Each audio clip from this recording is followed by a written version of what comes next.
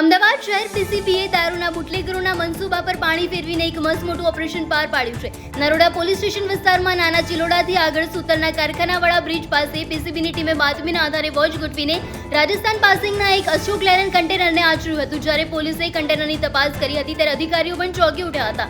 બુટલેગરોએ ધરપકડથી બચવા માટે સાયકલની ખોટી બિલ્ટી બનાવી હતી, પરંતુ આ બિલ્ટીની આડમાં હરિયાણાના હિસ્સાથી અમદાવાદના અસલાલી તરફ ભારતીય બનાવટનો વિદેશી દારૂનો જથ્થો છુપાવીને લઈ જવામાં આવી રહ્યો હતો. આ દરોડામાં પોલીસે કન્ટેનરમાંથી અધધ 23,232 દારૂની બોટલો જપ્ત કરી છે, જેની બજાર કિંમત 1,08,11,184 જેટલી થાય છે. આ ઉપરાંત 20 લાખનું કન્ટેનર, રોકડ રકમ અને મોબાઈલ ફોન મળીને કુલ 1,28,22,634 એટલે કે 1.25 કરોડથી વધુનો મુદ્દામાલ જપ્ત કરવામાં આવ્યો છે. પીસીબીએ કન્ટેનરના ડ્રાઈવરની ધરપકડ કરીને કાયદેસરની કાર્યવાહી હાથ ધરી છે. હરિયાણાથી ગુજરાતના અસલાલી સુધી દારૂ પહોંચાડવાનું આખું નેટવર્ક કોણ ચલાવી રહ્યું છે અને આ માલ કોને પહોંચાડવાનો હતો તે દિશામાં પોલીસ હવે ચક્રો ગતિમાન કર્યા છે. અમદાવાદ પોલીસની કામગીરીથી બુટલેગરોમાં ફફડાટ વ્યાપી ગયો છે.